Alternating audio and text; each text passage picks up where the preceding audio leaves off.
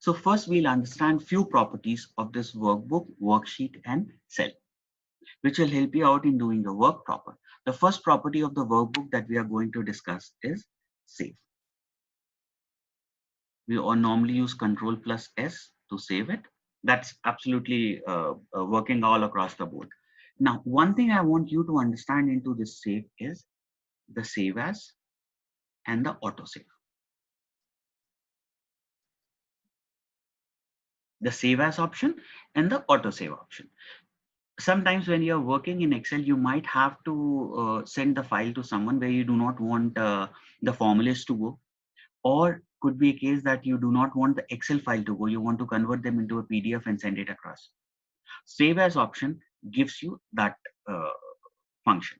So you can save as your Excel in lot of different formats, including a web page. And then I'll show you this web page option. This is a very good option where you can send the entire thing, but you might need a server access for that. So that is why I'm holding it till the end. Or you might to send it as PDF, which is the most common way of sending. Or you might need to create a copy of the sheet or save it with a different name. This entire thing can be worked upon using the save as button. So when you go into the, let's go into the Excel and see, I have created this workbook, which I have called it Excel workbook. This I'll give it to you. It has data and I'll be working on this entire thing. Go to the file button here. If you're using 2007, you will have that round Windows button and you have the save as. When you're looking at save as, here you have the option. Click on this. You will get the entire thing, binary, single web page file, web page, PDF, everything would be here. So one format specifically that we will be looking into would be the CSV format, comma separated values. Because when you download the data from server, whether it is internal or an external server, the data is normally saved as .csv. Why this happens, we'll go to the delimiter and then we'll understand. So first property is your saving. You can save the book. As soon as you save the book, you will get the name of the book at the top. If you look at here, it is saved as Excel workshop. Your thing, the interface could be different with mine. I might have added few things, so you might not have those things running. Don't get worried about the look and feel of this. Going forward, we'll be at the same place. So now let's go inside this structure.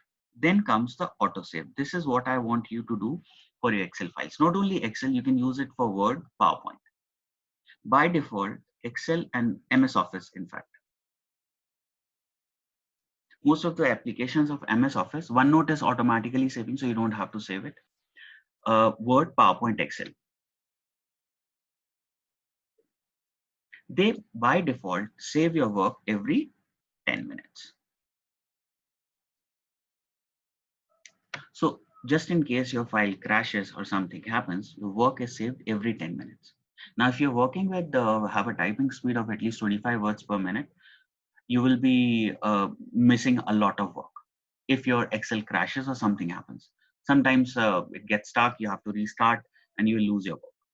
So for all three things, Word, PowerPoint, Excel, I want you to change this 10 minutes to 1 minute. So every 1 minute, your work is automatically saved. How do we do that? File, options, and in the options, you will find this save button. Click on the save. So how is the path? And now, how do we write the paths? I will be moving into a lot of paths. So we'll write like this. And you can also make file, options, and save. Sometimes in older versions, you will find this in the general tab also.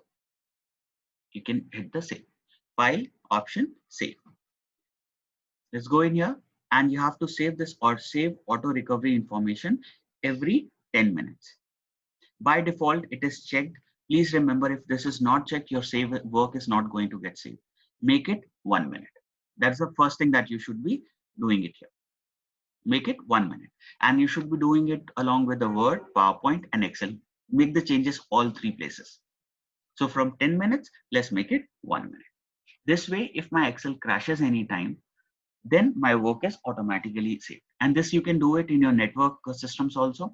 And unless and until you are using Excel from server, you will get this entire thing done. Just say okay. Now we are done with it.